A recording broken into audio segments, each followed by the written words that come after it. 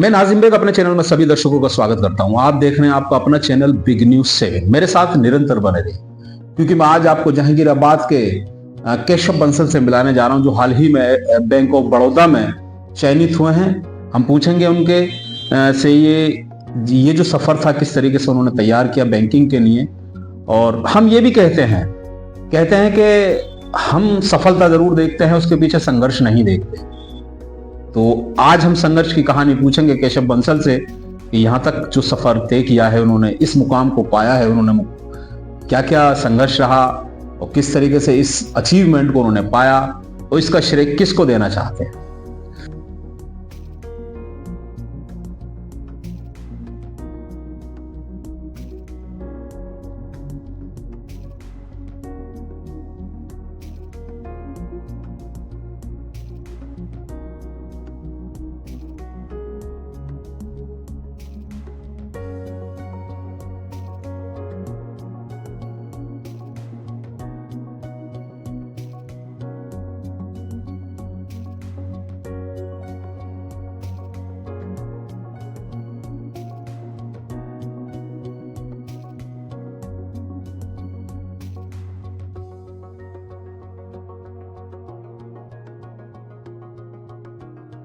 तो केशव भाई, सबसे पहले तो हम अपने चैनल में आपका खैर मकदम और स्वागत करते हैं। धन्यवाद। अच्छा, हम बधाई देना चाहते हैं अपने चैनल के उस हजारों दर्शकों के माध्यम से आपको कि वाकई आप इस अचीवमेंट पर पहुंचे हैं। आपने इसको बैंक ऑफ बड़ौदा में चयनित हुए हैं, जी। उसकी बार बार धन्यवाद कहना चाहता है हमारा चैनल के माध्यम से जितने भी दर्शक हैं आप। धन्यवाद। अच्छा, अब हम जानना चाहते हैं कि ये वाकई हमने कहा भी है अभी कि लोग सफलता देखते हैं, संघर्ष नहीं देखते। जी। तो क्या संघर्ष रहा केशव जी का, कहाँ से शुरुआत हुई पढ़ाई की, जरा बताएं हमें भी। और दर्शक हमारा जानना चाहते हैं केशव बंसल यहाँ तक कैसे पहुंचे। तो मैं एक हिंदी मीडियम का पढ़ा हुआ बच्चा हूँ। जी। मेरी एजुकेशन बहुत बेसिक हुई है जी।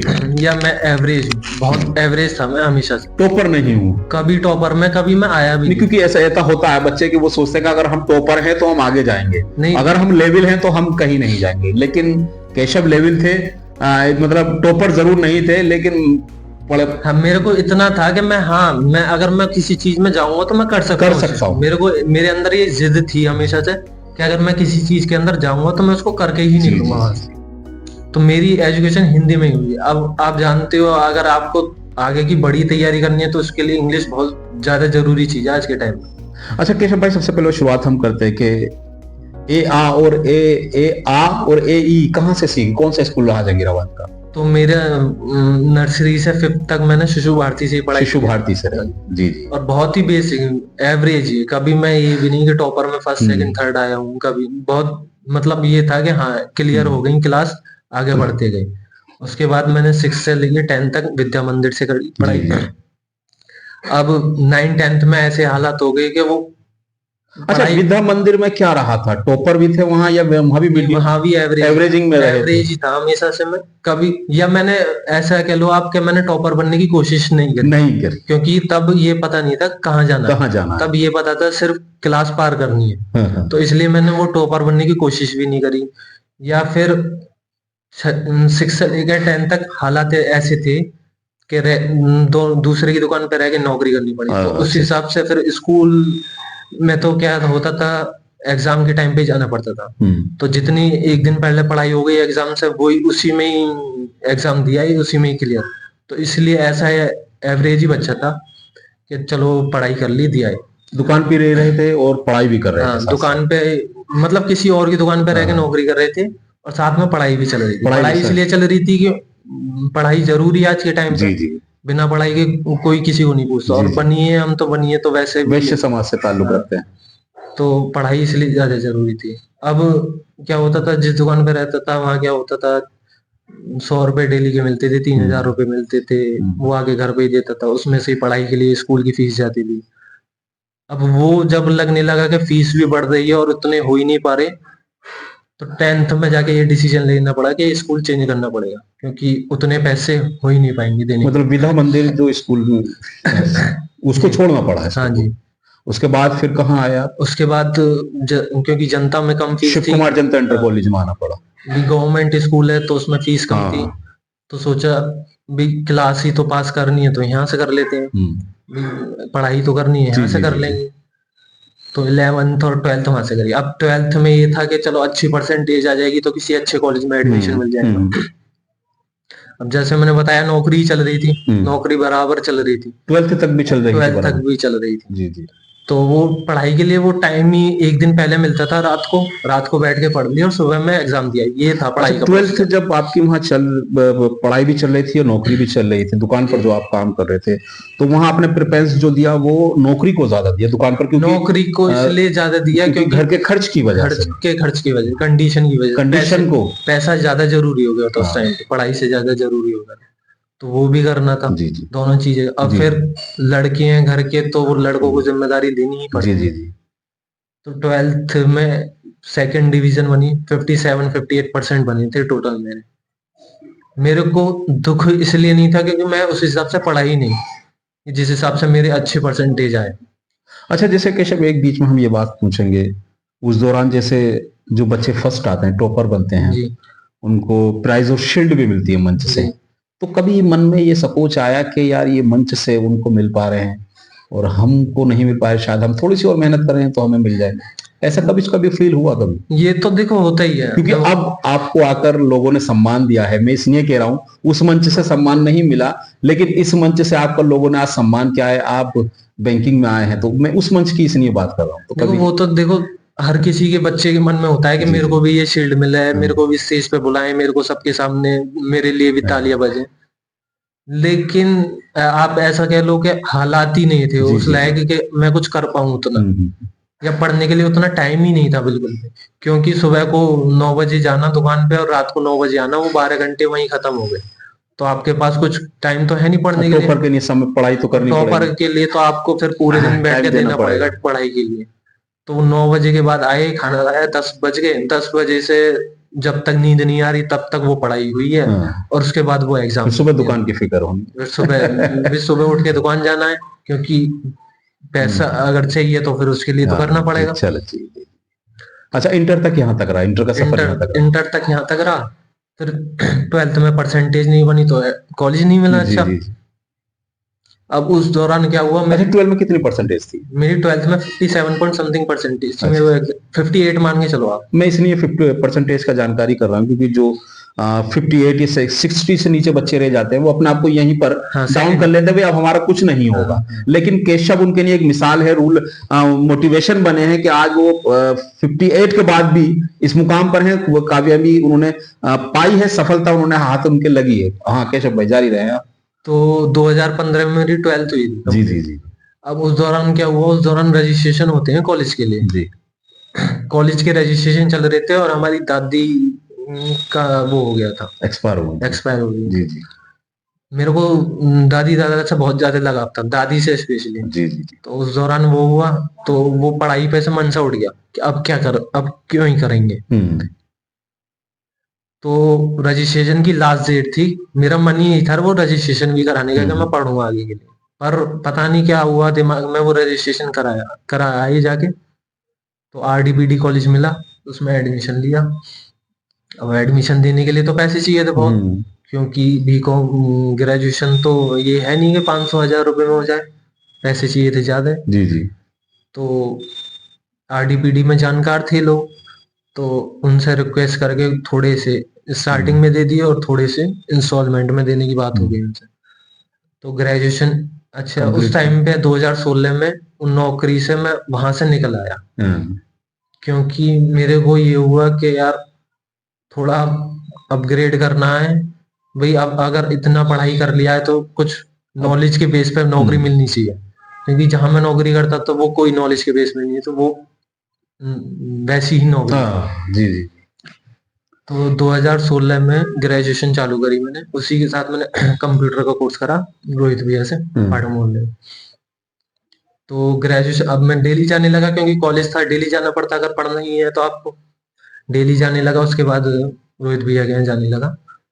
फिर ऐसे समझो आप, मैं 7-8 महीने ही कॉलेज गया ज्यादा से ज्यादा, और फिर ऐसा ही कंडीशन दोबारा से बन गई कि अब दोबारा से वो नौकरी करनी पड़ेगी, दोबारा नौकरी पर आना पड़ेगा। तो कंप्यूटर कोर्स भी कंप्लीट हो गया था तब। जी जी जी। तो मैंने एज अ टाइपिंग वगैरह का ही काम पकड़ा, जहाँ मेरे को 5,000 रुपए मिलते थे महीने। तो 3,000 से अपग्रेड हो गए 5,000 पर आ गया।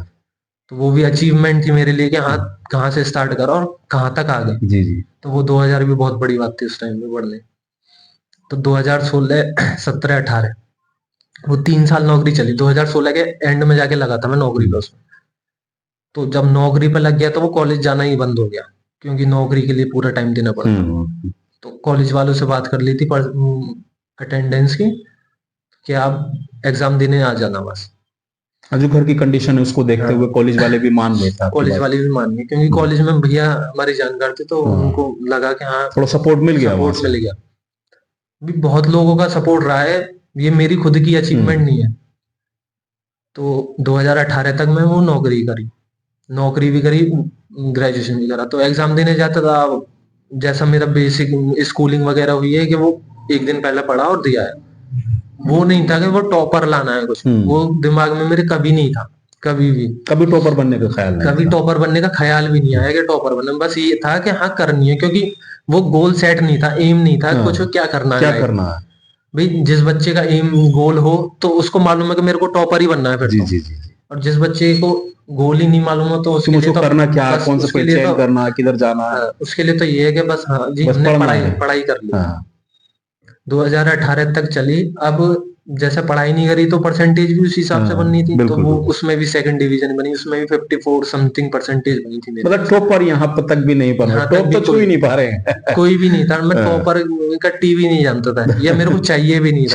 चाहिए भी नहीं था, क्योंकि गोल ही सेट नहीं था। क्योंकि पता इतनी मैं पढ़ाई कर ही नहीं पा रहा हूँ जितनी टॉपर मुझको बनना है। एवरेजिंग पढ़ाई कर 2018 में वो एलएलबी का मतलब होता है ना कि आपके जो है जानने वाले रिश्तेदार सब आपको करते हैं कि हाँ भैया ये करो ये करो, क्योंकि हमारे प्रेशराइज जो प्रेशर थोड़ा हो जाता है वो होने लगा। थोड़ा सा कि हाँ रिश्तेदार में आ जाते हैं, कजिन आने लगते हैं, भाई कैसे क्या कर रहे हो, ये करो कैसे, ये नहीं ये करो, ये ठीक रहेगा आपके लिए। वो सारी एडवाइस आपको फ्री में मिलने लगी। जी। तो अब एलएलबी सेलेक्ट हुआ, म्यूचुअली सबके डिसीजन से एलएलबी सेलेक्ट हुआ। अब मैंने सोचा, मैंने कि यार अगर एलएलबी करनी है तो किसी अच्छे से करो, क्योंकि अगर मैं यहीं से करता हूँ एलएलबी तो फिर मेरे को 7 साल का एक्सपीरियंस चाहिएगा वकील बनने के लिए। उसके बाद में मेरी कहीं वैल्यू होगी थोड़ी बहुत, नहीं तो मैं भी ऐसी हो जाऊंगा। तो मेरे को ये लगा कि फिर मेरे को दिल्ली ही जाना पड़ेगा उसके लिए, तो क्योंकि यहाँ रह के वो चीज पॉसिबल ही नहीं थी। अब मेरे 2018 में जो मेरी नौकरी से पैसे जुड़े थे, मैं उन्हीं को लेके दिल्ली चला गया कि जब तक ये पैसे हैं तब तक का खर्चा निकल जाएगा। उस टाइम पे मेरे बड़े भाई भी दिल्ली रहते थे, तो मैं उन्हीं के पास चला गया। लेकिन कोचिंग वगैरह करनी थी उस टाइम पे, उनका भी जो है केस पे स्टे लगा हुआ था, उनकी भी नौकरी उस टाइम तक नहीं आई थी। जी जी। तो कोचिंग वगैरह एलएलबी के लिए कोचिंग करनी पड़ती, एलएलबी के एंट्रेंस के लिए। अब एलएलबी के एंट्रेंस की कोचिंग थी उस टाइम पे 72,000 रुपए। 72,000 रुपए लिए हमारे लिए तो बहुत बड़ी बात थी, बहुत ज्यादा बड़ी बात थी उस टाइम पे 2018। तो एक एसएससी की कोचिंग होती है, वो 12,000 रुपए में थी उस टाइम पे। जी जी। तो मेरे को लगा कि यार उतने तो मैं घर वालों से भी नहीं कह पाऊंगा 72,000 रुपए, क्योंकि मेरे को ये था कि अगर हालात से वाकिफ था पूरे घर के, क्योंकि मेरे को ये था कि अगर मैंने नहीं निकाला तो मेरे तो घर वालों को 72,000 रुपए चले जाएंगे। तो मेरे से ज्यादा दुख तो उनको होगा इस चीज का, जब भाई ये भी नहीं हुआ और पैसे भी चले गए। तो मेरे को ये लगा कि कम पैसों में अगर अच्छी चीज मिल जाए तो उससे अच्छा हो। तो 12,000 रुपए में वो कोचिंग करी। कोचिंग में सिर्फ 1 महीना गया मैं उस कोचिंग में, क्योंकि उस कोचिंग में पहुंच के 1 महीने के अंदर ये समझ में आ गया कि ये चीजें तो मैं खुद से ही कर सकता हूँ। तो मैं कोचिंग में ही क्यों आया। वो 12,000 जो दिए थे वो भी लगने लगे भाई, ये वो भी लगने लगे कि बेकार चले गए, क्योंकि इतना तो मैं खुद ही कर लेता, खुद ही कर सकता हूँ। जी जी। तो वो मैंने कोचिंग 1 महीने करके वो मैंने छोड़ दी।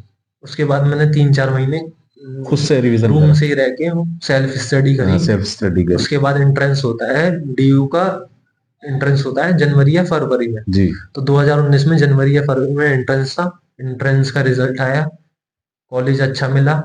अब यहाँ से आप ये लगा लो कि मेरे टॉपर बनने की कहानी यहाँ से शुरू हुई 2019 से। जी। क्योंकि वो मेरे अंदर कॉन्फिडेंस आ चुका है, इतना तो मैं खुद से कर सकता हूँ। और मेरे को पढ़ाई के लिए पूरा टाइम मिलने लगा, क्योंकि नौकरी खत्म हो गई और दिल्ली चला गया, तो पढ़ाई के लिए ही पूरा दिन था मेरे पास। तो यहाँ से 2019 के जनवरी से मेरे टॉपर बनने की कहानी शुरू।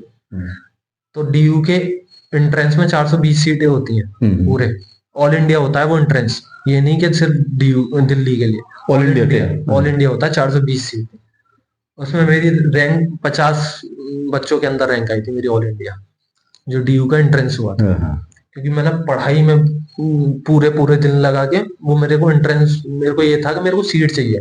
क्योंकि क्या होता है ना, टॉप 50 जो बच्चे होते हैं सिर्फ उन्हीं को हॉस्टल अलॉट होता है, नहीं तो बाकी बच्चों को अपना अपना अरेंजमेंट करके रहना पड़ता है। एक वो जो था कि हॉस्टल लेना तो उसके लिए कम से कम यहाँ तक पोजीशन बनानी पड़े, यहाँ तक टॉप उसके लिए दिन रात पढ़ाई करनी, उसके लिए दिन रात पढ़ाई करी, जहां से जो मिला वहां से वो पढ़ाई करी, जैसे जैसे बुक खरीदनी थी वो बुक खरीद के लाए, पढ़ाई करी, तो एडमिशन हो गया। अब एडमिशन होते ही ये था, गोल सेट हो गया था LLM करनी है बाहर से, उसके बाद इंडिया में वापसी आके जज की तैयारी करनी, ये था गोल मेरा 2018 के बाद। जी जी। और वो ये वो कहते हैं वो नसीब में जो लिखा वो मिलना वही होता है, वही होता है, नसीब में था ही नहीं वो। तो 2020 में कोरोना आ गया मार्च। जी जी जी। तो एक ही साल कंप्लीट हुआ था वो, 2020 में कोरोना आ गया तो घर वापसी आना पड़ा, कॉलेज बंद हो गए। कॉलेज बंद हो गए उस टाइम पे, पढ़ाई का तो ये पता ही नहीं था, घर वापस होना पड़ा, पढ़ाई चालू होनी है नहीं होनी, कॉलेज बंद हो गए थे फिलहाल, तो घर आ गए। उसके 2-2.5 महीने बाद कॉलेज की ऑनलाइन पढ़ाई चालू हो गई। ऑनलाइन जब सफलता की सीढ़ी शुरू हुई तो कोरोना आ गया, तो वो फिर डाउन आ गए, वहीं फिर से वो जीरो पे आके खड़े, जीरो पर आकर खड़े हुए। तो ऑनलाइन में भी सबको पता है कि ऑनलाइन में कोई बच्चा कोई घर पे रहकर कोई पढ़ाई नहीं हो पाती। जी जी जी।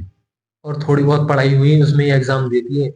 अब ये भी पता था जैसे हिसाब से एग्जाम दिए उस हिसाब से वो परसेंटेज बननी नहीं। जी जी। तो वो धीरे धीरे वो माइंड में आने लगा कि केशव ये भी गोल जाने वाला है, अब धीरे धीरे धीरे धीरे धीरे धीरे तो वो प्रेशर और बिल्ड होता चला गया कि वो उम्र भी जा रही है और वो गोल भी जा रहा है। तो 2021 के मिड में उसका रिजल्ट आया, जैसे कि पहले हुआ था उसमें भी वही एवरेज नंबर आए, उसमें भी कोई टॉपर वाले नहीं, उसमें भी 59 समथिंग आई थी परसेंटेज ओवरऑल तीनों सालों के मिला के। तो फिर से वो एवरेज पे आगे खड़े हो गए। फिर उसके बाद 2021 में बिल्कुल जीरो पे आगे खड़े हो गए, क्योंकि अब पता ही नहीं अब क्या करना है, क्योंकि जो सोच के गए थे उसमें भी रह गए वो नसीब की वजह से। 2021 में आके बिल्कुल जीरो पे खड़े हो गए। अच्छा केशव, आप नसीब की बात चल रही है, तो नसीब पर कितना भरोसा करते हैं, कितना मानते हैं कि वाकई नसीब भी कोई चीज होता भी है या नहीं भी होता है? मेरे को ऐसा लगता है कि 90% इंसान की मेहनत होती है और 10% उसका नसीब भी होता है। क्योंकि कभी कभी ऐसा होता है कि आप अपनी तरफ से पूरी मेहनत करके जा रहे हो लेकिन आपका नसीब नहीं बोलता, आप 0.5 से रह गए या 0.25 से, वो मैं आपको आगे बताऊंगा तो आपको आगे समझ में आ जाएगा कि मैं नसीब के लिए क्यों। चलिए अभी सफर बाकी है जी। तो 2021 में मैं जीरो पे आगे खड़ा हो गया। अब 2021 में मेरी एज हो गई थी 23 हो गई थी मेरी 2021 में। अब 23 तो लड़के के लिए एज है ही, क्योंकि भाई अभी भी 23 साल की उम्र में कोई गोल पता नहीं है अब कहाँ जाना है। मेरा हमेशा से ये था कि मेरे को बिजनेस तो करना ही नहीं है, क्योंकि मैं नौकरी में इतना कुछ देख लिया मैंने। उन नौकरी के दौरान उतार चढ़ाव वो सब इतने ज्यादा उतार चढ़ाव क्या होता है, बिजनेस तो मेरे दिल में से भी निकल गया कि मेरे को करना ही नहीं है। तो फिर 2021 दिसंबर की बात है भाई, उस टाइम पे नेट वगैरह सब चल रहे थे। सब बच्चे मोबाइलों में लगे पड़े। अब आप कहोगे कि भाई जब पैसा नहीं है तो फैसिलिटी भी नहीं है। मेरे पास मेरे जीवन का पहला मोबाइल 2020 में आया। मेरे पास 2020 से पहले एंड्रॉइड फोन जो मेरे पास एंड्रॉइड फोन है या कैसा भी फोन है, वो सबसे पहला फोन 2020 में आया है। मेरे को मिला था, वो भी सेकंड हैंड। वो भी क्या था कि भैया ने नया मोबाइल लिया था तो उनका मेरे को मिल गया मुझको मेरे को अपना नंबर ले लिया मैंने। जी जी। अब मेरे दोस्त वगैरह या मेरा कोई सर्कल नहीं रहा, क्योंकि उतना कभी टाइम ही नहीं था इन चीजों के लिए। अपने यहाँ से निकले, नौकरी पे गए, नौकरी से रात को आए, खाना खाया, खत्म, दिन खत्म, अगले दिन फिर वही दिन चालू। तो वो बीच में कोई टाइम ही नहीं था, फ्रेंडशिप जो वो बन नहीं पाई, बनी नहीं, टाइम ही नहीं था उसके लिए। या ऐसा भी लगता था कि क्या ही होगा फ्रेंडशिप, दोस्ती से क्या ही होगा, कोई सपोर्ट तो करने वाला है नहीं भाई। अगर इंसान के दिन खराब है तो उसको खुद ही लड़ना पड़ेगा उनसे, कोई सपोर्ट करने वाला अच्छा, इस बीच जो बात ये कहते हैं कि फ्रेंड्स होना बहुत जरूरी होता है जिससे हम अपनी बातें कह सकते हैं, तो इस बीच ऐसा कौन फ्रेंड रहा, फैमिली में रहा हो, फैमिली का अंदर रहा हो, जिससे आप ये सारी बातें करा करते थे? क्योंकि अपनी बातें कहनी भी होती हैं किसी से, तो वो बातें किससे कह पा रहे थे? मेरे को लगता है मेरी वही वीकनेस रही है, क्योंकि वो बात मैं कभी किसी से कर ही कह नहीं नहीं पाया। कोई था ही नहीं जी जी। सुनने लायक उस टाइम पे। घर के कंडीशन खराब थे, तो घर वालों को बताता तो और ज्यादा वो चीजें दिक्कत होती, तो वो घर वालों को इसलिए नहीं बता पाया जब। बाहर कोई दोस्त था ही नहीं, क्योंकि कॉलेज इतने गए नहीं, स्कूल इतने गए नहीं, तो जो दोस्त बनते तो वो तो कभी शेयर मैं कर ही नहीं पाया जी। तो 2021 के एंड में दिसंबर में ऐसे ही मैं एक दिन मोबाइल पे लगा हुआ था, तो मेरे को एक आर्टिकल था, उसमें बैंक के बारे में दे रखा था कि बैंक की इतनी वैकेंसी आई है, इतनी वैकेंसी आई है, बैंक की जॉब। अचानक में या अचानक बाई चांस कोई किसी ने मेरे को बताया नहीं बैंकिंग क्या होती है, क्या नहीं होती। जबकि जब मैं 2018 में दिल्ली गया था, जी जी, तो जहां मैं रहता था फ्लैट में वहां 5 लोग और रहते थे। उन 5 में से एक लड़का जो मेरे से बड़ी उम्र का था, वो बैंकिंग की तैयारी कर रहा था उस टाइम जी। पर मेरे को मालूम ही नहीं था, क्योंकि मैं उस मकसद से गया ही नहीं था। मैं तो एलएलबी और जज के मकसद से गया था। तो 2021 के दिसंबर में मैं ऐसे ही देख रहा था, मेरे को मालूम पड़ी। तो अब क्या था, मैं आपको थोड़ा सा पहले लेके चलता हूँ कि ना, मैं बचपन से, होता है ना बच्चों के अंदर के बच्चे कुछ भी बोल देते हैं, तो मैं बचपन से ये बोलता था कि मेरे को यार नोट गिननी है, नोट गिननी है, बहुत नोट गिननी। मैं बचपन से यही बोलता था। तो मेरे को लगता है कि आप जो बोलते हो ना, वो चीज आगे जाके होती जरूर है। जो आपके दिमाग में आ रहा है ना, तो कहीं ना कहीं वो चीज होगी, क्योंकि वो दिमाग में आने वाली विश्वास था। हाँ, वो दिमाग में आने वाली चीजें ऐसी हैं जो आपके दिल से आती हैं। जी जी। कोई आपको बड़ा चढ़ा के बता भी देगा तो नहीं, जब वो आपके दिल से आ रही हैं तो हाँ, कहीं ना कहीं होगा जरूर, होगा जरूर। तो जब मैं बचपन में बोल रहा था, तो मेरे को 2021 में जब वो लास्ट में मेरे को हुआ, तो मेरे को वो कनेक्ट हो गया कि हो सकता है यार भाई, जब इतनी सारी चीजों में एक बार देख लिया, मौका दे गया, तो एक बार इसमें भी देखते हैं, बाकी नसीब साथ देगा तो बहुत अच्छी बात। फिर क्या हुआ 2022 में, मतलब भैया की नौकरी उस टाइम पे 2020 में लग गई थी स्टार्टिंग, तो थोड़ा स्टेबल हो गए हालात, चीजें ठीक हो गई 2022 में। फिर मैंने फिर से मन बनाया दिल्ली जाने का। भाई उतने भी स्टेबल नहीं होते कि खर्चा चल जाए, लेकिन फिर भी मैंने घर वालों को हिम्मत दिला के, खुद के अंदर हिम्मत भर के, मेरे को जाना, मेरे को करना है, मेरे को ऐसे जिंदगी नहीं काटनी। एक टाइम और मांगा कि एक बार और मौका मिला मुझे, तो शायद मैं कुछ कर सकता हूँ। मेरे को ऐसे नहीं काटनी थी कि पापा ने बिजनेस खड़ा करके दे रखा है, उस पर बैठ जाओ। मेरे को खुद का ही कुछ करना था, क्योंकि मेरे को ये चीज हमेशा से मालूम थी कि अगर मैं किसी चीज के अंदर घुसूंगा तो मैं उसको करके ही, जिद बहुत थी, जिद्दी मैं बहुत रहा हूँ।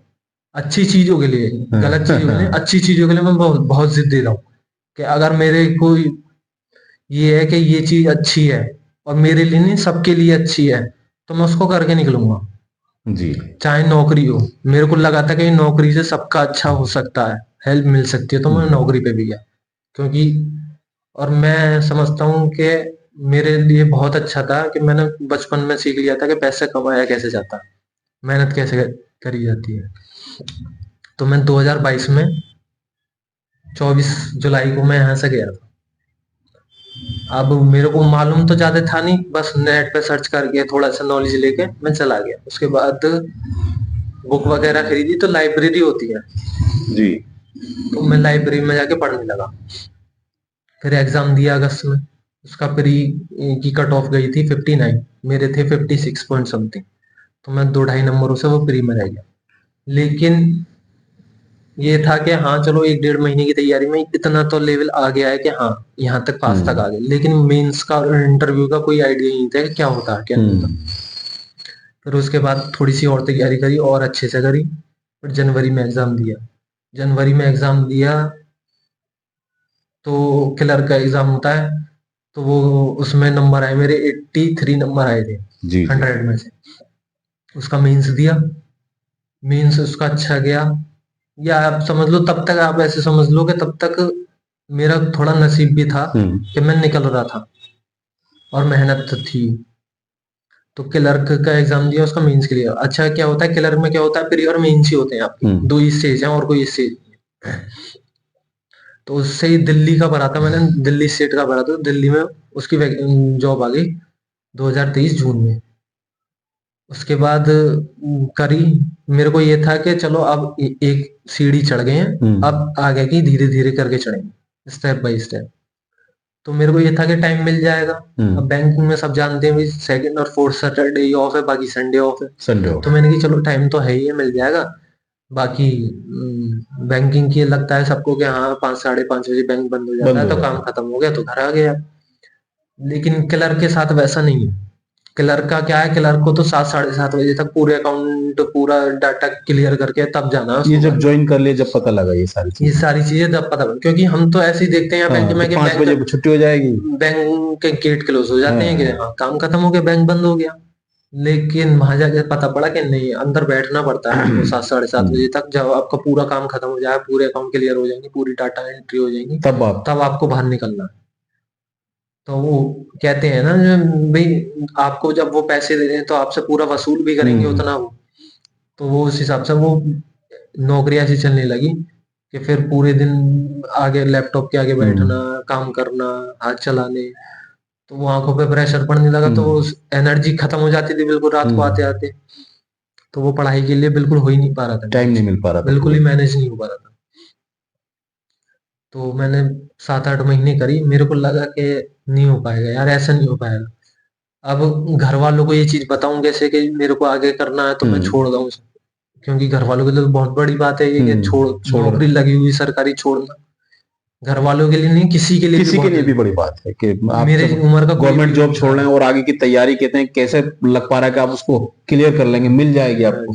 मेरी उम्र के लिए, किसी के लिए भी बहुत बड़ी बात होती है कि नौकरी लगा हुआ इंसान नौकरी छोड़ रहा है, क्यों? क्योंकि उसको आगे जाना है।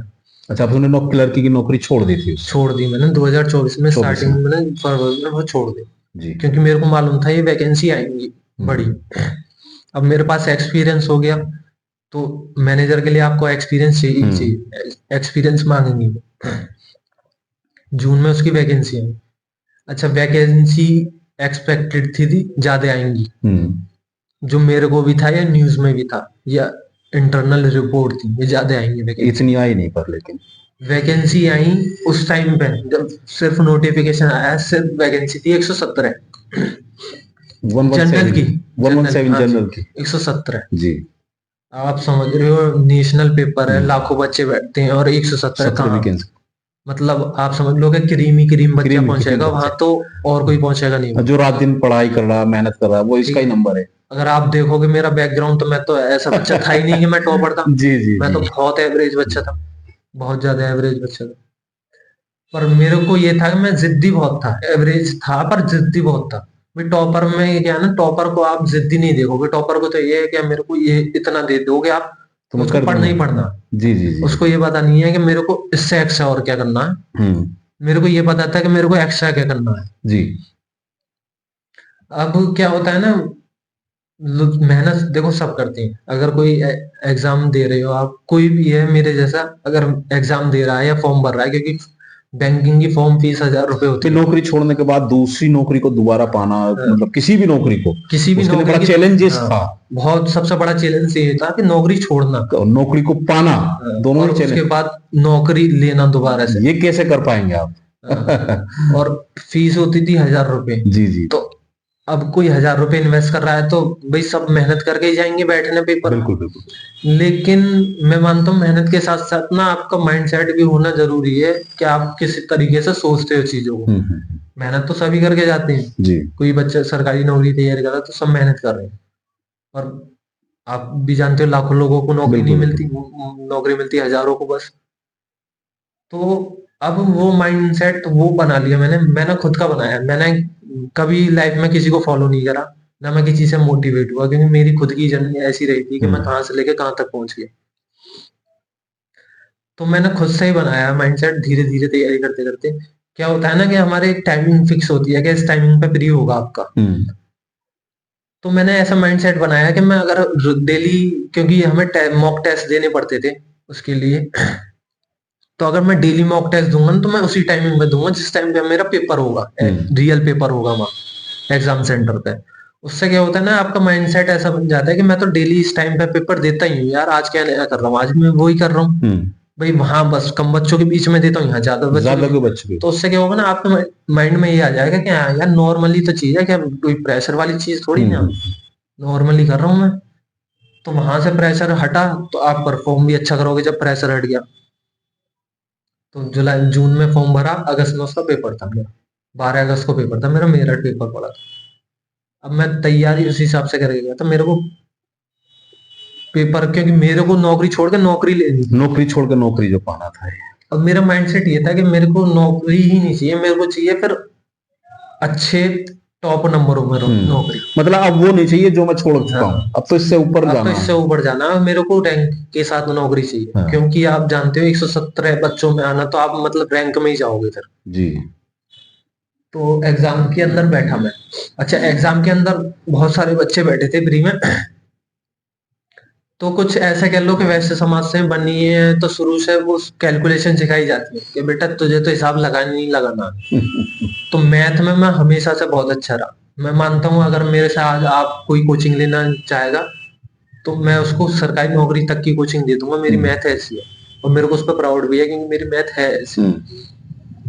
तो कैलकुलेशन मेरी बहुत अच्छी थी। अब अच्छा क्या होता है बैंकिंग एग्जाम में, और जितने भी आप एग्जाम देखोगे ना, सब में आपको बहुत टाइम है, बैंकिंग में टाइम नहीं है आपके पास एग्जाम। बैंकिंग में आपको सेक्शन टाइम ही होते हैं। मैथ के लिए 20 मिनट मिलेंगे आपको, रीजनिंग के लिए 20 मिनट मिलेंगे, इंग्लिश के लिए 20 मिनट, तो ऐसे होते हैं। आपको 20 मिनट में 35 क्वेश्चन करने एक सब्जेक्ट के। तो 20 मिनट में 35 क्वेश्चन करने का मतलब आपको स्पीड चाहिए बहुत बहुत ज्यादा, क्योंकि कैलकुलेशन भी है उनमें मैथ में। और मेरी मैथ अच्छी थी, कैलकुलेशन अच्छी थी, तो वो मेरा पेपर टाइम से पहले खत्म हो गया। फ्री का टाइम 1 घंटे का टाइम होता, उस टाइम से पहले खत्म कर लिया था मैंने पेपर। मेरे पास 13 मिनट फिर भी बचे थे, 13 मिनट पूरे बचे थे पेपर खत्म करने के बाद भी। तो वो मैं आराम से बैठ गया। लोगों को लगा कि हाँ क्या ही कर रहा होगा, तो कई मार दिए होंगे। पर ठीक है, मैं किसी को जस्टिफाई नहीं करता कि कौन मेरे बारे में क्या सोचता है। भाई लोग हैं, लोग सब सोचते हैं, और सबको जस्टिफाई करने जाओगे तो आपके पास उतना टाइम ही नहीं बचेगा। तो उसका रिजल्ट आया अगस्त के एंड में। तो कट ऑफ गई थी उसकी 51, मेरे थे 69 मार्क्स, 70 सॉरी। तो मेरे 19 नंबर ज्यादा थे। तो मेरे को वहां से कॉन्फिडेंस आ गया कि हाँ अब मैंने ये करा है, मैंने रैंक वाला काम। क्योंकि 80 में से 70 नंबर लाना मैं मानता हूँ कोई छोटी बात नहीं। पहली बार ऐसा फील हुआ कि शायद अब टॉपर हूं मैं। क्योंकि कट ऑफ लिस्ट से उससे कहीं आगे जा चुका हूं। और वो भी जनरल में, क्योंकि जनरल का सबसे बड़ा कंपटीशन, जनरल को सबसे ज्यादा नंबर लेके आने तभी उसका सिलेक्शन है जी। तो जनरल में 70 नंबर लेके आना, मेरे से आगे, मेरे पास पूरी डिटेल आ चुकी थी उस टाइम में। मेरे से ज्यादा सिर्फ 2 बच्चों के नंबर थे ऑल इंडिया में, सिर्फ 2 बच्चों के। जी जी। तो मेरे को सबसे पहली फीलिंग तब आई कि हाँ मैं हूँ टॉपर। वो कैसे आई, वो सिर्फ मेरी मेहनत से या फिर मेरे माइंड सेट से। उसके बाद मेंस हुआ, 29 सितंबर का मेंस था। मेंस की भी बड़ी दुख भरी सी जर्नी है। ट्रेन में ही पूरा दिन कट गया। 2 बजे की ट्रेन थी। इरादा था पहले पहुंचेंगे, लेकिन समय पर पहुंचे। ट्रेन अराइवल 10:30 बजे का था उसका रात में। तो हमें यही था कि हम रात में पहुंच जाएंगे अपने टाइम से, 11 बजे तक सो जाएंगे, सुबह तक सोएंगे, फ्रेश हो जाएंगे, फ्रेश माइंड से उठेंगे और एग्जाम देने चले, इंटरव्यू देने चले जाएंगे।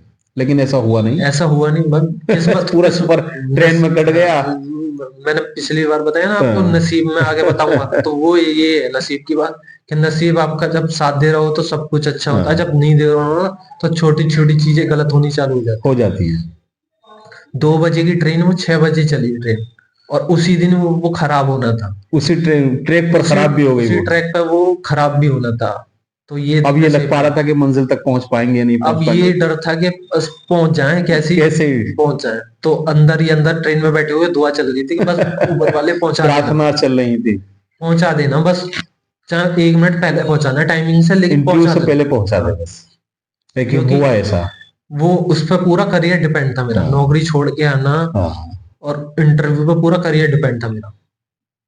तो 6 बजे ट्रेन चली, वो 6 बजे की, सुबह को 6:30 बजे उसने पहुंचाया। 8 बजे का इंटरव्यू था। 8 बजे मेरे को रिपोर्ट करना था इंटरव्यू में, किसी भी हालत में। जो सोने का टाइम था वो बिल्कुल सोने का टाइम, माइंड फ्रेश नहीं रहा। हाँ, बिल्कुल सोने का टाइम खत्म, भूखे थे, पेट की भूख ऐसी लग रही थी। फिर ये था कि बस जल्दी से एक कमरा लो और कपड़े बदलो और इंटरव्यू देने चले जाओ। स्टेशन के सामने ही बहुत सारे होटल है छोटे छोटे से, तो वहां गए, वहां छोटा सा कमरा लिया, क्योंकि सिर्फ कपड़े बदलने थे और नहाना था और जाना था, ये काम करना था सिर्फ उस रूम के अंदर, और कुछ नहीं। गए, फ्रेश हुए, नहाए, कपड़े बदले, क्योंकि इंटरव्यू के लिए वो ड्रेस कोड होता है कि आपको वो ड्रेस कोड पहन के ही जाना है, पैंट कोट। तो वो तैयार होके गए। फिर भी चेहरा अच्छा रखना था, क्योंकि स्माइल रखना है, क्योंकि वहां अगर पर्सनैलिटी थोड़ी सी भी डाउन हुई तो अच्छा दर्शकों, मेरे चैनल के माध्यम से अब जो पॉइंट है, क्योंकि जो लोग तैयारियां करते हैं और जो इंटरव्यू में बैठते हैं, इंटरव्यू देने जाते हैं, केशव की कहानी अब शुरू होती है। क्योंकि इंटरव्यू में जब आप पहुंचते हैं कि सवाल आपसे कैसे होते हैं, केशव अब बताएं, क्योंकि अब जो हमारी जो इंटरव्यू का खास पॉइंट अब है, जो दर्शक आपको खास तौर से सुनेंगे। तो मैं गया, डीवी डॉक्यूमेंट वेरिफिकेशन होता है सुबह के टाइम, वो हुआ हमारा। उसके बाद हमें पैनल पे भेज दिया। तो ऐसा होता है, पैनल होते हैं, 6 पैनल होते हैं, अलग अलग रूम में बैठे होते हैं वो पैनल। उन हर पैनल में 5 लोग होते हैं, एक मैडम होती है और 4 सर होते हैं। तो सब बच्चों को अलग अलग पैनल में भेज दिया गया। मेरा पैनल नंबर था 4 जी। तो क्या होता है कि इंटरव्यू चल रहे होते हैं, आपको वेटिंग करनी पड़ती है आपके नंबर आने की। जी जी।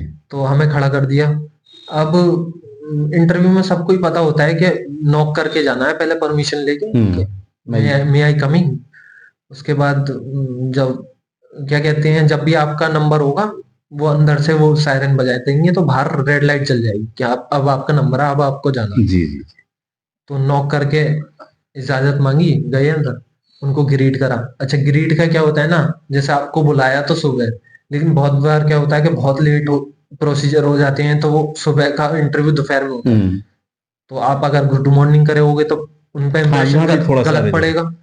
तो आपको वो टाइम देख के भी जाना है कि क्या टाइम हो रहा है। अगर सुबह का ही हो रहा है, एएम ही हो रहा है, तो आपको गुड मॉर्निंग बोलनी है। दोपहर का हो रहा है तो आपको गुड आफ्टरनून बोलनी है। शाम का हो रहा था, गुड इवनिंग बोलनी है आपको। तो मेरा सुबह में ही हो गया, तो मैंने गुड मॉर्निंग ट्रीट किया 5 को। मैं खड़ा हो गया। अब क्या होता है, लोगों को ये है कि जाते ही बिना पूछे बैठ जाएंगे। तो आपको परमिशन लेनी है तभी बैठना है, बिना परमिशन नहीं। तो मैं सीट के पास आके खड़ा हो गया। तो जब उन्होंने बैठने के लिए बोला, मैंने उनको थैंक यू बोल के बैठा। अब आप बैठ के कुर्सी पर, आप समझ लो आपका इंटरव्यू चालू हो गया।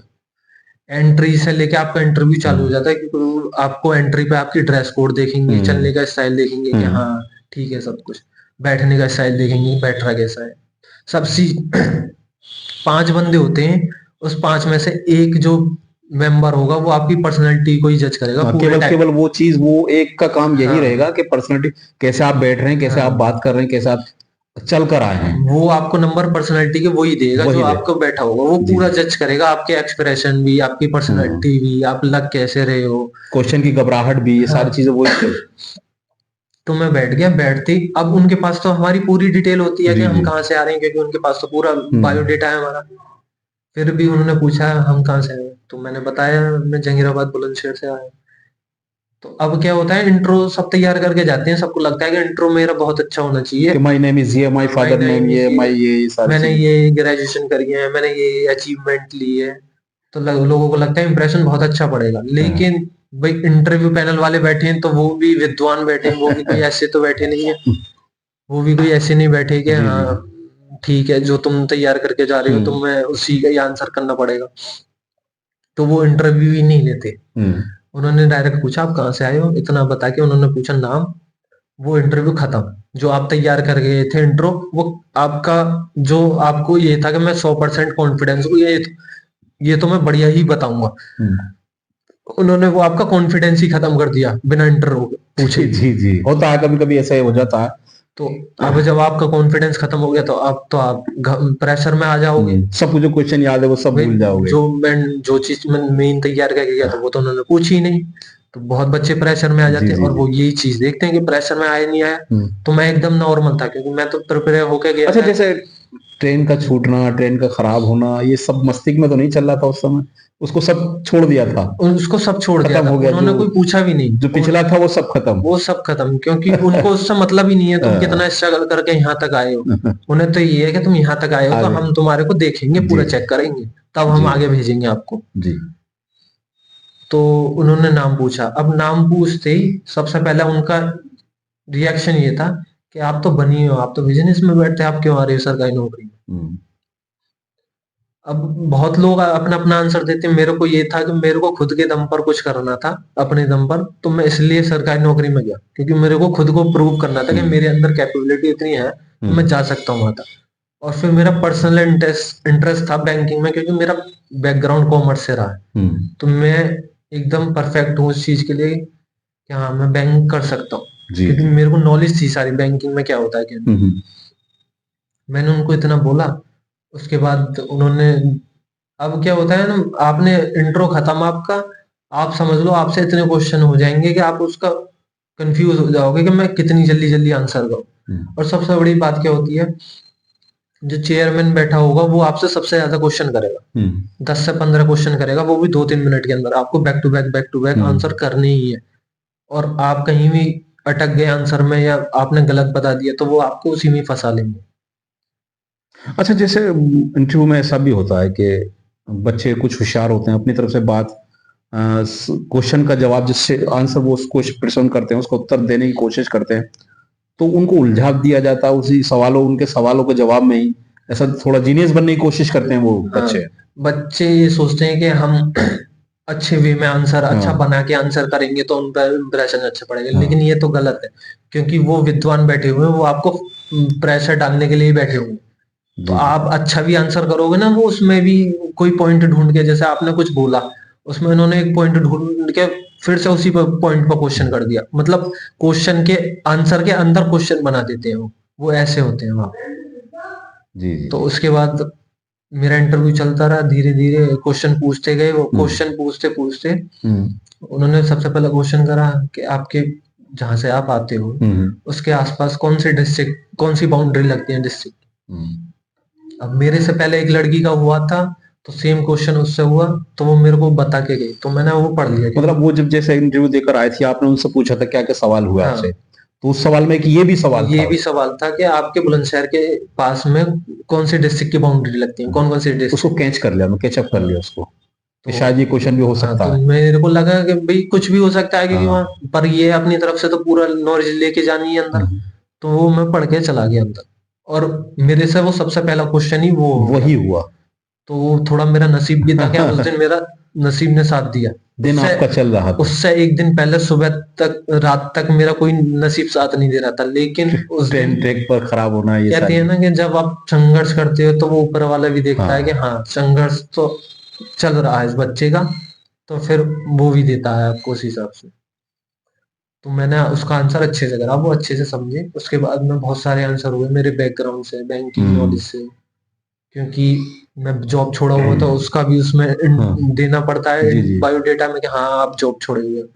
तो मेरे से क्वेश्चन हुआ कि अगर आप को इससे मानो आपको इसमें संतुष्ट नहीं हुए आप, तो आप तो ये भी छोड़ दोगे। कॉमन सा क्वेश्चन है, हर कोई पूछेगा आपसे, क्योंकि मैं एक नौकरी छोड़ के जा रहा हूँ बैंक की। कॉमन सवाल है ये तो कॉमन सवाल है।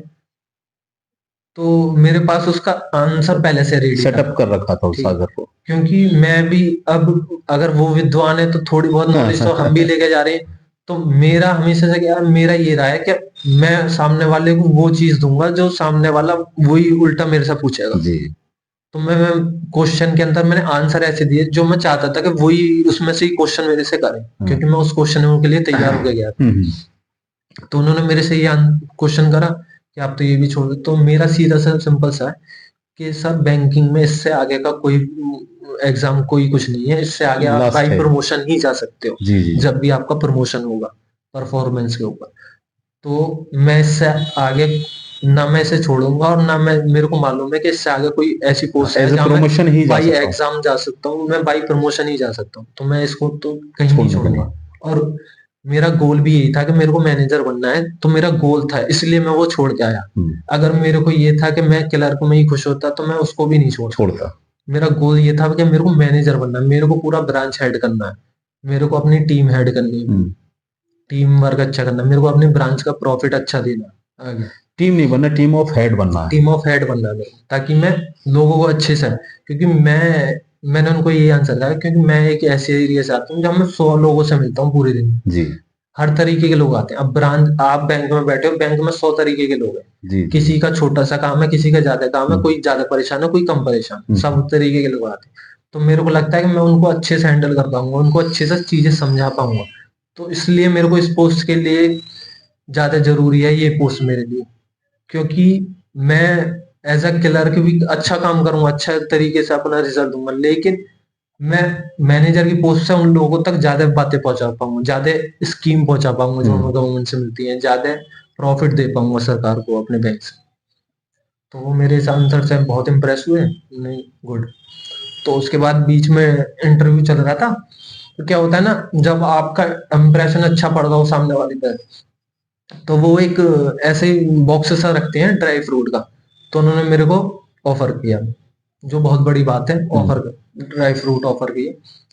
अब मैंने वो ले लिया, लेकिन मैं उनके सामने खाता तो वो मेरे को जज करने के लिए बैठे हैं, इसीलिए वो दिया था आपको। इसलिए दिया था। तो वो दिया, मैंने हाथ में लेके ऐसे रख दिया, मैंने वो खाया नहीं, क्योंकि वो सामने वाला जज करने के लिए बैठा है मेरे को, किस तरह बिहेव कर रहा है, या क्या कर रहा है, क्या नहीं कर रहा है। इन्होंने ऑफर कर दिया तो तुरंत खा लिया। तो वो मैंने हाथ में ले लिया, सर थैंक यू। तो उनको ऊपर इम्प्रेशन अच्छा पड़ा कि हाँ ये बच्चा अच्छा कर रहा है। उसके बाद मेरे से 2-4 और क्वेश्चन हुए, उसके बाद मेरे से लास्ट में ये क्वेश्चन हुआ कि आप बताइए आप क्या पढ़ के आए हैं, जो मैं चाहता था कि वो मेरे से पूछें, क्योंकि मैं शुरू से यही लेके गया था, मैं चाहता था वो मेरे से ये पूछें कि आप बताइए आप क्या पढ़ के आए हो, क्योंकि मैं उसके ऊपर पूरी तरीके से तैयार होकर गया था। तो मैंने उनको छूटते ही बोला, मैं सर जो डिजिटल फ्रॉड चल रहा है, डिजिटल अरेस्ट, मैं उसके ऊपर पढ़ के आया हूँ, और मेरे पास उसके लिए सुझाव भी हैं कि उसमें क्या कर सकते हैं, क्या हो सकता है। अच्छा, तो उन्होंने सबसे पहले क्वेश्चन मेरे से करा कि आप ये बताइए कि सरकार सक्षम है इसको कम करने में, या सरकार की तरफ से कोई कमी चल रही है। अब आप गवर्नमेंट जॉब में जा रहे हो तो आपको ये चीज समझनी पड़ेगी कि आप जो भी प्रेजेंट में रूलिंग गवर्नमेंट है उसके खिलाफ आप जा ही नहीं सकते, चाहे उसके काम कैसे भी हो, आपको पसंद हो नहीं हो, आपको एकदम न्यूट्रल रहना है। आपको सपोर्ट ये नहीं है आप पूरा सपोर्ट दिखा दो या पूरे अगेंस्ट हो जाओ, आपको न्यूट्रल रहना है कि हाँ या जी, जो भी है वो अपनी तरफ से पूरी कोशिश कर रहे हैं भाई। वो उन्होंने कॉलर ट्यून भी लगा के दी है, वो कैंप भी चला रहे हैं, वो बैंक में जो आता है सबको एडवाइस कर रहे हैं, मैसेज पहुंचते हैं आपको, तो वो अपनी तरफ से पूरी कोशिश कर रहे हैं। बाकी थोड़ा सा ये है, लोगों को खुद अवेयर होना पड़ेगा उस चीज के लिए, क्योंकि जब तक वो लोग खुद अवेयर नहीं होंगे तो उसमें सरकार या हम बैंक वाले भी कुछ नहीं कर सकते, जब लोग ही नहीं समझेंगे इस चीज को। अच्छा, तो क्या उन्होंने बोला कि आप बताइए अगर आज हम आपको ब्रांच हेड दे देते, ब्रांच आपको सौंप दे रहे हैं, ब्रांच ऑफ हेड बना दिया जाता, हम आपको ये समझिए आप आज ब्रांच ऑफ हेड बन के यहाँ बैठे हो, आप बताइए आप क्या डिसीजन लोगे, आपकी ब्रांच में बहुत डिजिटल फ्रॉड हो रहे हैं, आप बताइए आप क्या एक्शन लोगे उसके ऊपर, आपके क्या डिसीजन होंगे। तो मैं तैयार होकर गया था उसके लिए, क्योंकि मेरे को मालूम था कि मेरे को क्या बोलना है। तो मैंने उनको यही बोला, सर अगर मैं ब्रांच हेड हूँ और मेरे को डिसीजन लेना है तो मैं उसको, एक मेरा वर्ड है फेवरेट, मैं उसको उसकी तरह फॉलो करूंगा। तो उन्होंने पूछा कौन सा वर्ड है, मैंने बोला सर आर्ट। बोलते ये क्या है, मैंने सर आर्ट के अंदर 3 वर्ड है, ART, ए से अवेयरनेस, आर से रिस्पॉन्सिबिलिटी और टी से ट्रांसपेरेंसी। अब वो बोले अच्छा, तो इनका मत इनसे कैसे करोगे आप जो है उस समस्या को हल। तो मैंने सर पहले जैसे मैंने आपको बताया ए से अवेयरनेस, तो मैं पहले खुद अवेयर हूँ उन चीजों के बारे में कि क्या क्या चीजें चल रही हैं, कहाँ से चल रही हैं, कैसे चल रही हैं, किस थ्रू, किस माध्यम से चल रही हैं। उसके बाद में अगर मेरे को लोगों के घर विजिट करना पड़ा तो मैं उनके घर भी विजिट करूंगा, ताकि लोग वो समझे, जागरूक हो लोग उसके बारे में, अवेयर हो कि हाँ ये अगर ब्रांच हेड आया है मेरे पास, ब्रांच का इतना बड़ा अधिकारी आया, तो ये चीज सच है, ये चीज हो रही है, हमें समझना पड़ेगा, हमको पब्लिक के पास पहुंचना पड़ेगा, हमें पब्लिक के पास पहुंचना पड़ेगा, पब्लिक को समझना पड़ेगा। अच्छा, फिर मैंने सर आर से रिस्पॉन्सिबिलिटी, जो फ्रॉड हो रहे हैं उसके थ्रू मैं भी रिस्पॉन्सिबल हूँ और लोगों को भी रिस्पॉन्सिबल बनाऊंगा कि अगर कोई भी आपके पास कॉल कोई भी कुछ आता है तो आप उसको उठाए ना, या उसका कोई भी रिप्लाई नहीं करें और आप उसको कट कर दें या उठाए नहीं, कुछ भी रिस्पॉन्सिबल बने आप, ताकि आप कम से कम ज्यादा से ज्यादा बच पाए इस चीज से। अच्छा, मैंने सब तीसरा सबसे मेन है ट्रांसपेरेंसी। आज के टाइम पे क्या हो रहा है, डिजिटल फ्रॉड क्यों हो रहे हैं, क्योंकि लोग ट्रांसपेरेंट नहीं है, लोग एक दूसरे को बता ही नहीं पा रहे। बहुत से केसों में क्या होगा कि आप ओटीपी के थ्रू या आप मैसेज के थ्रू डिजिटल फ्रॉड में हो जाओगे, लेकिन मोस्ट ऑफ द केसेस में क्या हो रहा है कि आपके ये इमेज उठा ली, वो इमेज उठा ली, एआई बना के वो वीडियो वायरल करने की धमकी या कुछ, उससे ज्यादा डिजिटल फ्रॉड हो रहा है आज के टाइम पे। तो आप मेनली वो कम करना है हमारे को मैसेज, और ये है कि हम कॉलर ट्यून के थ्रू भी लोगों को बता सकते हैं, लेकिन वो जो चीज हो रही है वो हम कॉलर ट्यून के थ्रू नहीं बता सकते। उसके लिए तो हमें लोगों को ये करना पड़ेगा कि लोग ट्रांसपेरेंट हो और जो आपके साथ हुआ उसको बताएं, बिना सोसाइटी के डर के उसको कंप्लेंट करें, कंप्लेंट जरूर करें, ताकि उस पर एक्शन हो भी। जब पुलिस स्टेशन में या हमारे पास वो कंप्लेंट आएगी तभी हम उस पर एक्शन ले लेते हैं। जब हमारे को पता ही नहीं है क्या हुआ तो हम उस पर एक्शन भी क्या लेंगे, वो बढ़ता ही चला जाएगा। तो नहीं, वेरी गुड। तो उनको मेरे वो आंसर अच्छा लगा, क्योंकि वो आंसर मैंने एज अ ब्रांच हेड दिया था उनको कि हाँ मैं ये करूंगा, ये स्टेप। तो ये इस क्वेश्चन पे मेरा इंटरव्यू ऑलमोस्ट एंड हो गया। उन्होंने सबसे पूछा कि आपको कुछ पूछना है, सबने थैंक यू। तो उन्होंने बोला ठीक है केशव जी आप जा सकते हैं। उन्होंने जाते जाते मेरे को ऑल द बेस्ट बोला, थैंक सर। फिर मैं आगे निकल गया। तो क्या होता है ना, जैसे आपने बहुत आराम से गेट खोला तो आपको बहुत ही आराम से लगाना होता है। वो आपको जज करते हैं, आपके मैनर्स जज करते हैं कि हाँ मैनर्स कैसे हैं बच्चे की। बहुत बार क्या होता है, आप निकले तेजी में निकले, जैसे कि भाई कब इंटरव्यू खत्म होगा, निकलो फटाफट, प्रेशर में होते हैं ना बच्चे तो तेज चाल चलते हैं। लेकिन वो भी आपको जज कर रहे हैं, वो पूरा जब तक एंट्री से लेके एग्जिट तक आपको जज करने के लिए बैठा है।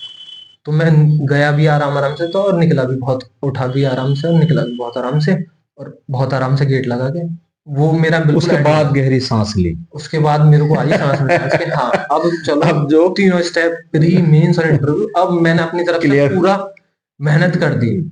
अब बाकी है नसीब के ऊपर और ऊपर वाले के ऊपर। अगर अब छोड़ दिया ऊपर वाले का, तू देख हमने तो अपना कर दिया। अगर उसको ये होएगा कि हाँ इसने बच्चे ने मेहनत करी है तो वो देगा उसका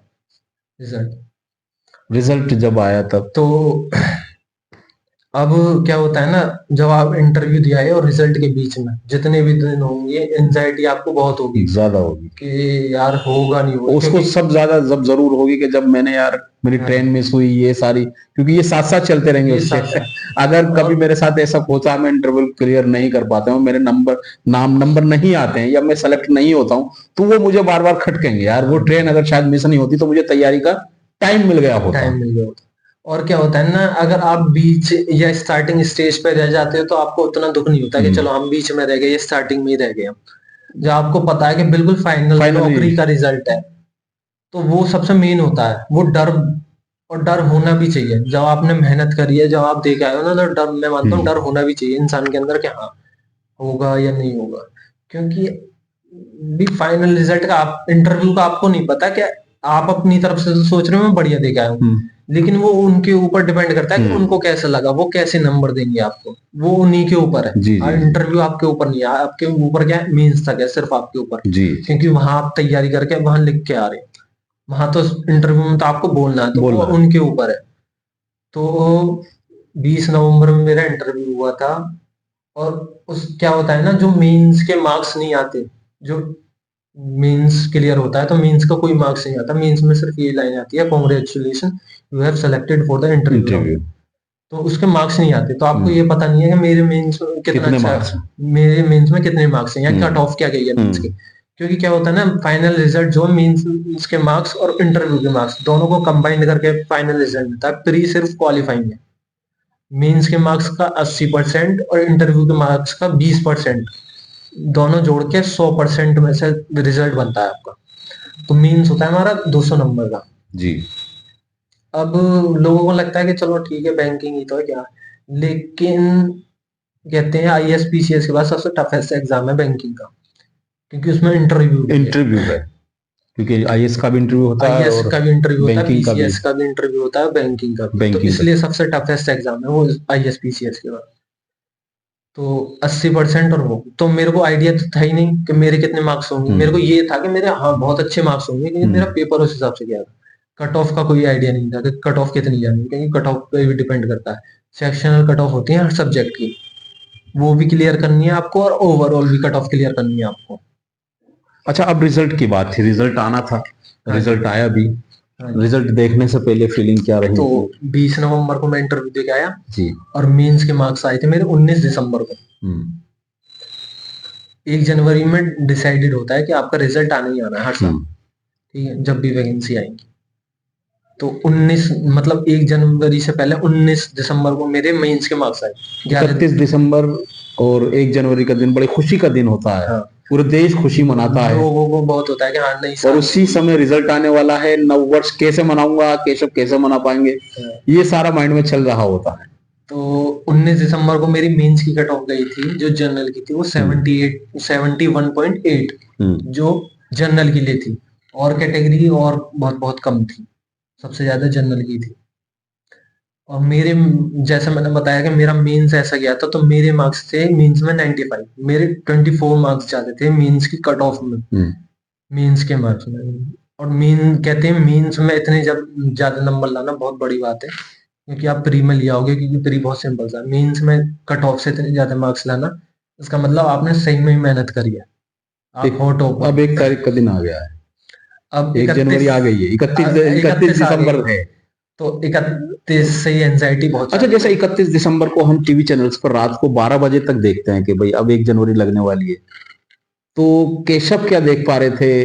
नव वर्ष देख पा रहे थे या अपना रिजल्ट की ओर ध्यान था? मेरा तो न्यू ईयर पर कोई ध्यान ही नहीं था, क्योंकि मेरे लिए न्यू ईयर तब था जब मेरा रिजल्ट क्लियर था। मेरे लिए नई साल तब थी। तो 31 दिसंबर को मैं यहीं था जी, क्योंकि मेरे को मालूम था 1 को रिजल्ट आना है, तो मैं यहीं आ गया था कल में। वैसे मैं दिल्ली में ही रहता हूँ। जी जी।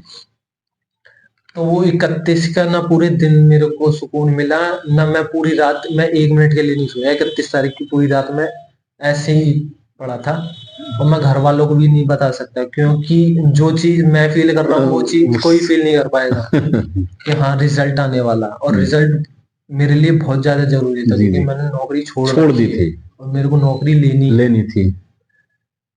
तो अब रिजल्ट का टाइमिंग होता है 10 से 11, सुबह 1 जनवरी को 10 से 11 बजे रिजल्ट आएगा, और उसका लिंक साइट पे पहले आ जाता है सुबह में 7 बजे। तो लिंक आ चुका था 7 बजे। लिंक जैसे ही मैंने लिंक देखा तो मेरी धड़कन तेज, बहुत ज्यादा तेज बढ़ रही कि है। अब कुछ ही घंटे रह गए रिजल्ट में। उसके बाद नहाया वगैरह, मैं मंदिर गया, पूजा वगैरह करी, बैठा रहा, मैं पूजा करता रहा, क्योंकि मेहनत तो मैं करी आया अपनी तरफ से। अब तो मेरे को सिर्फ ऊपर वाले का साथ अब तो फल मिलना था, फल जो भगवान का फल था, आशीर्वाद था। तो मैं बैठा था, तो मैं अपने कमरे में बैठा था, हमारी माता जी हमारे पूजा के आले में बैठी थी। तो 10:47 की बात है, 10:47 पे नोटिफिकेशन आ गया, रिजल्ट इज आउट। तो लैपटॉप खोला ही था मैंने, मेरे हाथ कांपने चालू, गला सूख गया, हाथ कांपने चालू, और धड़कन इतनी तेज हो गई जैसे पता ना क्या ही हो रहा हो। तो पहले तो मैंने पानी पिया, क्योंकि वो बहुत अलग सी फीलिंग है रिजल्ट को खोलना, फाइनल रिजल्ट को खोलना। तो अब क्या हुआ, मैंने रोल नंबर टाइप करा, पासवर्ड टाइप करा, मैंने खोला, वो रोल नंबर गलत, मतलब इनवैलिड बता दिया। मेरे को सदमा सा लग गया, मैंने ये क्या हुआ। और फिर क्योंकि ब्लर हो गई थी चीजें, तो फिर मैंने रोल नंबर चेक करा, तो वो रोल नंबर मैंने गलत टाइप कर दिया, क्योंकि हाथ कांप रहे थे, खुद ही गलत टाइप हो गया, खुद ही गलत टाइप हो गया।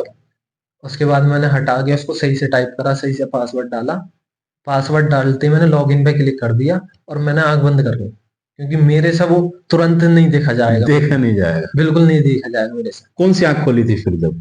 फिर उसके बाद ऐसा होता है, हमारे जो फाइनल रिजल्ट में होता है ना, फाइनल रिजल्ट में एक लाइन लिखी आती है, we are glad to inform you that you have provisionally selected into this bank अच्छा बाय दिस कैटेगरी। तो ये पूरी लाइन लिखी होती है। अब वो लाइन मेरे दिमाग में 31 तारीख से चल रही थी कि मेरे को ये लाइन ही देखनी है रिजल्ट के अंदर, और इसके अलावा मेरे को कोई सी लाइन नहीं देखनी, क्योंकि अगर नहीं होता तो ये आता है वी रिग्रेट, अच्छा, और होता है तो वी ग्लैड। तो मेरे को वही लाइन देखनी थी। उसके बाद मैंने जैसे तैसे करके दोनों आंखें खोली, तो बहुत बड़ा रिजल्ट होता है, क्योंकि ऊपर नाम दिया होगा, roll number, registration number, category, फिर आपके मार्क्स, फिर नीचे वो लाइन दी होती है, लास्ट में लाइन दी होती है, वो स्क्रॉल करना पड़ता है पेज। तो मैंने कुछ नहीं देखा मेरे मार्क्स कितने हैं, क्या कितने हैं, मैंने पूरा स्क्रॉल कर लिया नीचे, और जैसे ही मैंने सिर्फ और सिर्फ इतना पढ़ा, वी ग्लैड, ओहो, यही मेरा ऐसा हो गया कि हाँ बस अब हो गया, बस यही देखना था ये। तो मैंने पूरा भी ना पढ़ा, क्या लिखा, मैंने सिर्फ वी ग्लैड पढ़ना था मेरे को। मैंने वो पढ़ा, मैं भाग के गया दूसरे कमरे में, जब मम्मी जी बैठी थी हमारी। मैं जाते ही मैं गिर गया उनके पैरों में, रोते रोते। और मैं जीवन में सबसे पहली बार रोया हूँ मैं, और इतना गंदा रोया हूँ कि मेरे को कोई रोते हुए देखता तो ये कहता क्या 1 साल का बच्चा, लेकिन वो खुशी के आंसू थे। लेकिन वो खुशी की, क्योंकि मेरे ऊपर बहुत प्रेशर था। या फिर ऐसे समझ लो कि एक एवरेज बच्चे को, हिंदी मीडियम के बच्चे को इतने ऊपर वाली पोस्ट पे जाने के लिए संघर्ष, जो इंग्लिश मीडियम वाले बच्चे थे पहले उनसे कम्पीट करना था, और फिर टॉप पर जाना था। तो वो बहुत लंबा संघर्ष था। पहले हिंदी से इंग्लिश पे जाना, फिर इंग्लिश से टॉपर की स्टेज पे जाना।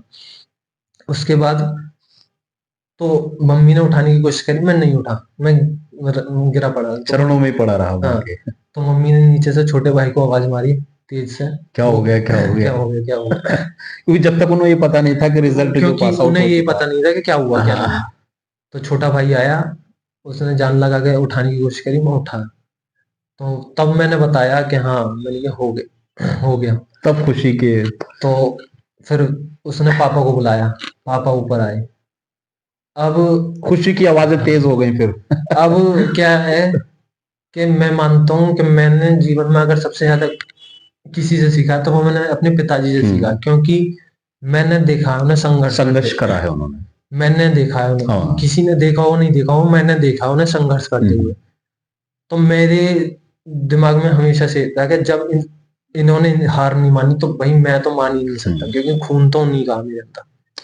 केशव भाई, बड़ा शानदार लगा, आपसे बहुत सारी बातें हुई। हमारा इंटरव्यू कम से कम 1 घंटे का हुआ है। इतना इंटरव्यू हमारा कभी किसी से बड़ा नहीं हुआ इसलिए क्योंकि आपने सफलता और संघर्ष की जो कहानी बताई, हम भी बताना चाहते थे दर्शकों को और उन बच्चों को, स्टूडेंटों को जो हमारे चैनल के माध्यम से आपको सुन पा रहे हैं, कि किस तरीके से आप संघर्ष कर आगे बढ़ भी सकते हैं। वो बच्चे भी जो कि एवरेज में रहते हैं, क्योंकि हमेशा टॉपर ही आगे नहीं जाते, एवरेज बच्चे भी आगे जा सकते हैं। अब हमारे चैनल के माध्यम से हम चाहेंगे कि आप उन बच्चों को मोटिवेशन करें। क्या कहना चाहते हैं उन बच्चों से जो आपको देख पा रहे हो, किस तरीके से वो बैंकिंग की लाइन को आसान कर सकते हैं, वो उनको क्या? मेरा उनके लिए यही कहना है कि पहले तो आप खुद पे भरोसा करो कि हाँ मैं ये कर सकता हूँ, क्योंकि सेल्फ बिलीव सबसे ज्यादा जरूरी है। अगर आपको ये पता है कि हाँ मैं कर सकता हूँ, तो आपको फिर करने से कोई नहीं रोक सकता। दूसरी चीज ये है कि आप ये मत सोचो कि मैं हिंदी मीडियम से हूँ, या मैं एवरेज बच्चा हूँ, या मैं बिलो बच्चा हूँ, ये टॉपर ही, ऐसा कुछ नहीं है। सिर्फ टॉपर नौकरी लेते हैं, नौकरी जिसने मेहनत करी है वो लेता है नौकरी। कोई टॉपर और सरकारी नौकरी की तैयारी में जा रहे हो आप, तो वहां कोई टॉपर, कोई एवरेज बच्चा कोई नहीं है, सब सेम लेवल पे है। सबको मेहनत करनी है, सबको तैयारी करनी है सेम। अच्छा, कोई बच्चा इस तरीके की मेहनत बैंकिंग में जाने की कर रहा है और केशव भाई से कंसल्ट करना चाहता है, तो मैं ये कहना चाहूंगा कि अगर जिसको भी मेरे छोटे भाई बहन को तैयारी करनी है आगे की, उसको कोई जानकारी नहीं है, कोई गाइडेंस चाहिए, तो वो आपके थ्रू, आपके चैनल के थ्रू मेरे से कांटेक्ट कर सकता है, या आप अपना नंबर डाल दीजिए, मेरा नंबर डाल दीजिए, वो ताकि आपको कांटेक्ट कर लें। आप मेरे एक बार अपना नंबर आप अपनी फ्लैश कर दें, नंबर बता दें आप, क्या नंबर है? मेरा नंबर है 7303832844। ये मेरा नंबर है, रिपीट करें एक बार। 7303832844। दर्शकों और मेरे जो स्टूडेंट्स हैं, आप देख लिया होगा, केशव ने बताया कि जो बैंकिंग की तैयारी कर रहे हैं, कहीं उनको लग पा रहा कि हम शायद गाइडलाइन उनको नहीं मिल पा रही ठीक, तो वो केशव से कंसल्ट कर सकते हैं, उनसे जानकारियां ले सकते हैं। उन्होंने कहा है कि जो मैंने संघर्ष करा, मैं नहीं चाहता कि वो बच्चे उनसे गुजरे हैं। मेरे पास वो अनुभव है, मेरे पास वो चीजें हैं जो मैं उनको दे सकता हूं, उनकी मंजिल को आसान बना सकता हूं सफलता की। तो केशव भाई अब विदा लेते हैं, क्योंकि इंटरव्यू बहुत सारा हो चुका है, सब देखेंगे आपको। हम भी चाहते हैं कि हमारे चैनल के माध्यम से सभी लोग इस केशव भाई के इंटरव्यू को देखें और उनकी जर्नी, उनकी जीवन की गाथा क्या थी, किस तरीके से यहाँ तक पहुंचे हैं, क्या सफर रहा है, सब कुछ बताया है केशव भाई ने हमारे इंटरव्यू में। तो हम चाहते हैं कि आप हमारे चैनल को सब्सक्राइब और लिंक को शेयर जरूर करें, जिससे कि इसी तरीके से हम होनहारों से आपको रूबरू और आपसे मिलाते रहें, आपकी जानकारियां को साझा करते रहें। केशव भाई की जैसे ऐसे होनहार हुए हैं, उनकी जानकारियों, उनके संघर्ष को साझा करते रहें। तो विदा लेते हैं, नमस्कार, खुदा हाफिज। तो मैं भी एक चीज कहना चाहूंगा जी जी जी कि मेरे को ये बहुत अच्छा लगा, क्योंकि अगर मैं आज से कुछ साल पहले देखता हूँ तो ऐसे किसी ने शुरू नहीं करा था कि कोई बच्चे को जाके इंट्रोड्यूस कर रहा है या उसको इंट्रोडक्शन दे रहा है। इससे क्या होता है कि बच्चे को भी ये होता है कि हाँ चलो मैंने कुछ अचीव करा है, जी जी कि मेरे पास कोई आ रहा है मेरे से पूछने मेरी जर्नी। जी जी तो मैं कहना चाहूंगा कि आप बहुत अच्छा काम कर रहे हैं कि आप घर घर जा रहे हैं, ऐसे बच्चों को देख रहे हैं, उनका इंटरव्यू ले रहे हैं कि हाँ उस बच्चे ने करा, तो उस बच्चे को भी प्राउड फील होगा और आपको भी प्राउड फील होगा कि मैं अपने चैनल के थ्रू या अपनी बातों के थ्रू उसको दिखा पा रहा हूँ, उसकी जर्नी दिखा पा रहा हूँ, ताकि और लोग भी मोटिवेट हों ज्यादा से। तो मैं ये कहना चाहूंगा आप बहुत अच्छा काम कर रहे हैं और करते रहेंगे, ऊपर वाला। चलिए, हमारा तो यही इरादा है कि हम बच्चों के जो मुस्तकबिल को संवारें, उनके जो आने वाला भविष्य है उसको संवारें, उन शख्सियतों से मिलाकर आपको जो यहाँ तक पहुंचे हैं और आपको सलाह और आपसे साथ कंसल्ट करना चाहते हैं। हम बार बार कहना चाहते हैं कि अगर वाकई जो बैंकिंग की तैयारियां कर रहे हैं, केशव भाई ने अपना नंबर फ्लैश कर दिया है, उनसे जरूर पूछें, उनसे जरूर जानकारियां करें कि वो इस सफर को किस तरीके से आसान कर पाए, इस अचीवमेंट को पाए। नमस्कार एंड खुदा हाफिज। पहली बार